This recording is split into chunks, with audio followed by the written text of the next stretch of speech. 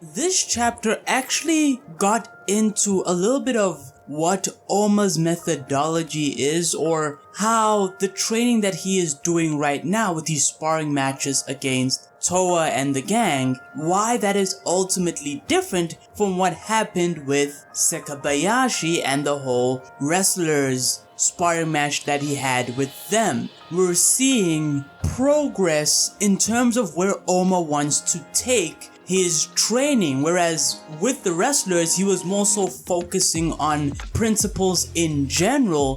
Here he's trying to implement principles in different scenarios without using the Nico style, and we see that with his fight against Ludong, spoiler alert, which by the way I will break down pretty soon. But it's clear that the authors are trying to build up Ohma's strength and progress Ohma's strength in a far more realistic fashion. But I'll get into that as we get on with the chapter breakdown and review. But for now, we are dealing with the second fight, which is coincidentally the name of this chapter. And it starts off with, it seems like some time has passed from where we were in the last chapter between Ohma and Towa, and so time has run out for the both of them, and they seem to have been grappling towards the end of the time here, which is I think 3 minutes each, and so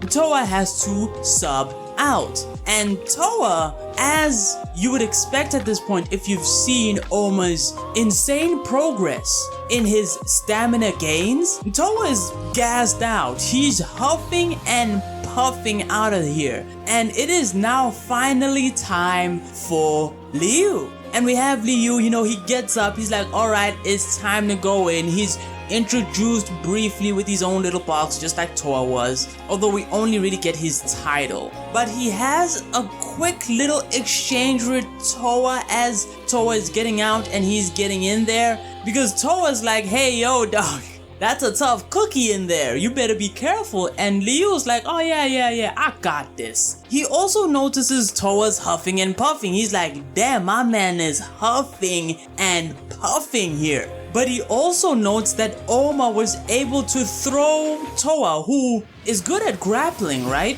Before Towa could throw him. So Liu's like, okay, Ohma's pretty good at the grappling game. I'm going to try staying out of that and stick to striking. So, as I said in the last chapter, Towa coming in when he did has helped out Liu here. And here's something I want to point to. The fights for Ohma will get progressively tougher as time goes on, because the next person who goes after Liu will have a different strategy and a different approach, and this will carry on going while Ohma's stamina is going to be going down as well. So I expect Ohma's performance to be impressive still, but to get worse and worse over time, because his sparring partners, though they are all clearly weaker than Ohma, they have advantage in the match or sparring match setup. But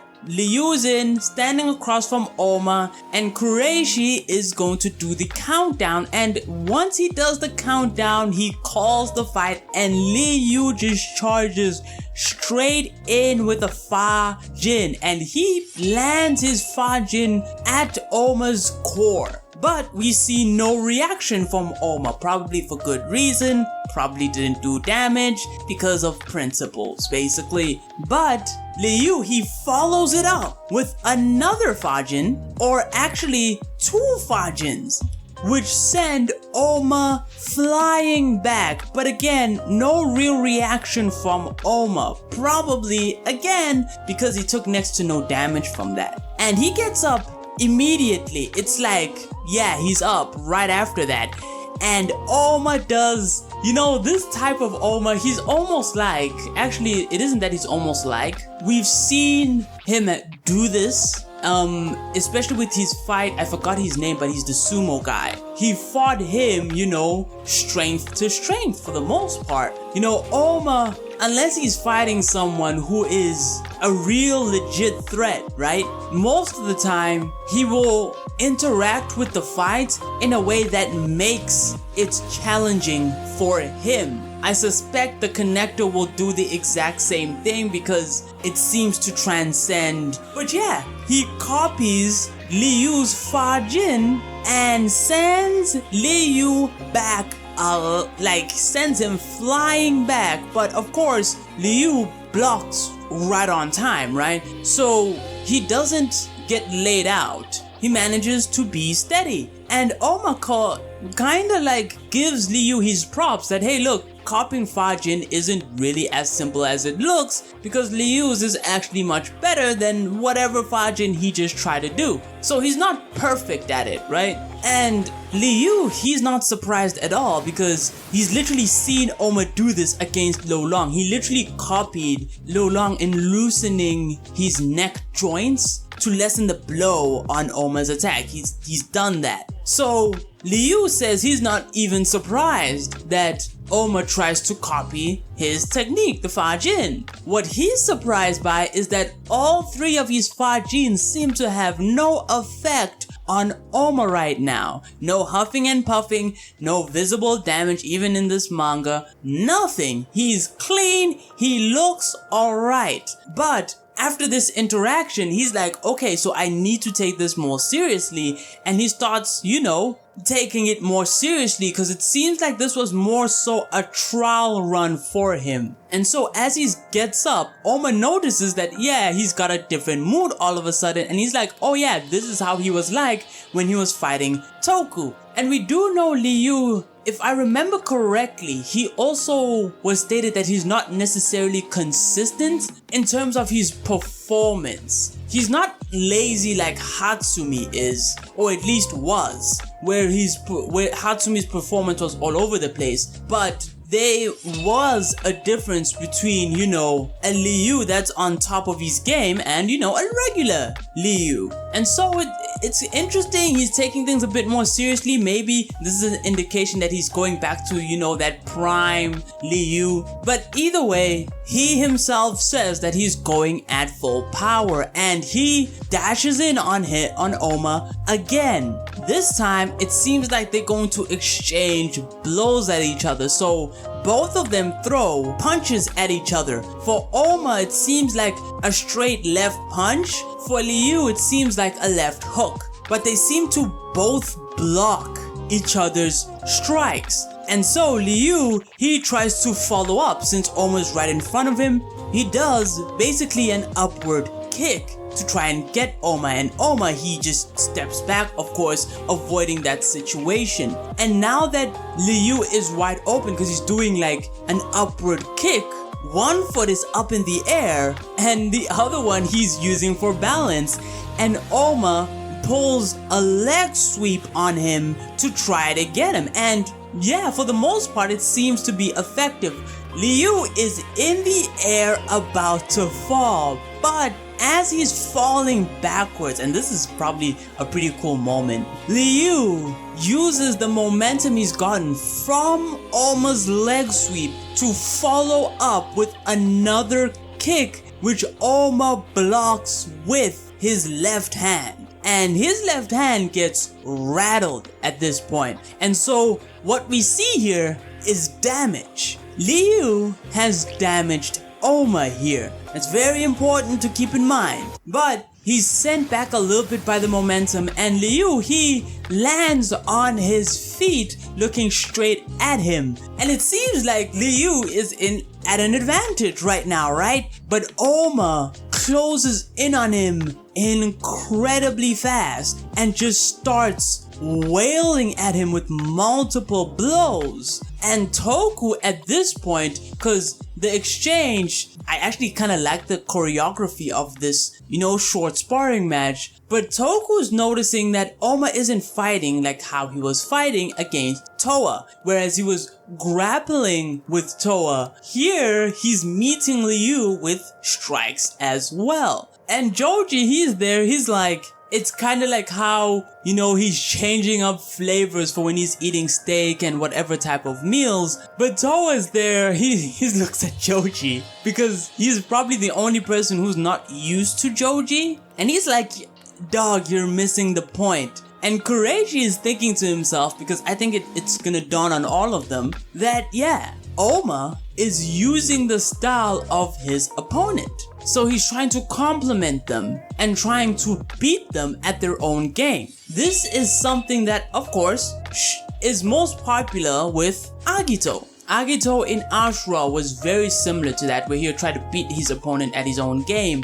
But whereas that was with official matches, and Ohma has done that in a Kengan match before. But here it's in a sparring match, and specifically he has a goal of leveling up all of these areas, you know, updating them with the principles patch.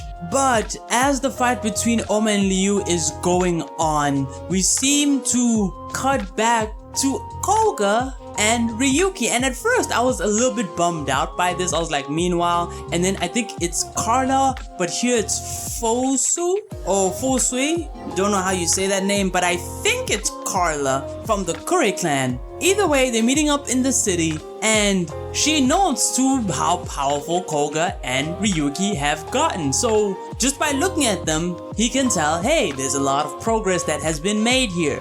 And we have a funny moment where Koga's like, oh, are they exuding aura now? And, you know, just badass aura. But Ryuki, you know, he's greeting a lot more nicely. He's actually thanking Fosui for actually coming. And of course, this has to do with what Koga and Ryuki were talking about with Akiyama. And that was that they wanted to do some extra training because there's like 6 months left at this point. And Fosu from the Kure Clan is there, and he's like, okay, let's go. And it seems like the Kure Clan are also training because there was apparently people that they lost during when the connector was sneaking around and knocking people out. Now, I'm not sure if that means they're dead.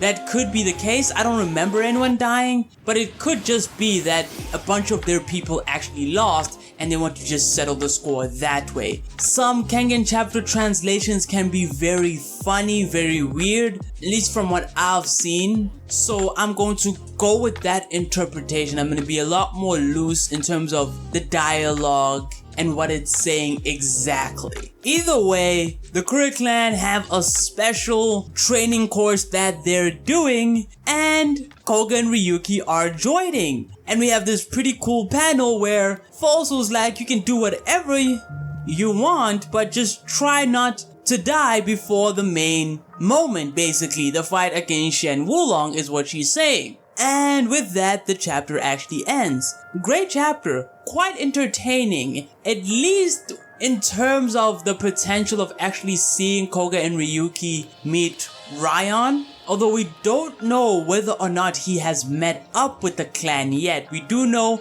that the last time we saw Ryan, he had recently come back and he killed William and Sean from the Westwood faction, right? He could still be in hiding, still be looking for Gilbert, so he's not guaranteed to be with the Kure Clan, right? But there's a possibility still there. And it's gonna be interesting to see if whether or not, you know, Ryuki could pick up, you know, a little bit more, you know, add on to his bag, right? With some Kure Clan traditional or killer techniques, it doesn't really matter. Although traditional techniques would suit him best, just to add on to his bag. That would be cool. Koga, he can stack on a bit more, right? But I'm also looking for Ryuki to do that, even though he's probably pretty powerful as is. But either way, yeah, I kind of like this chapter. Breaking it down was pretty fun, and more training until the fight with the connector. But yeah, don't forget to like and sub, and until next time, take it easy.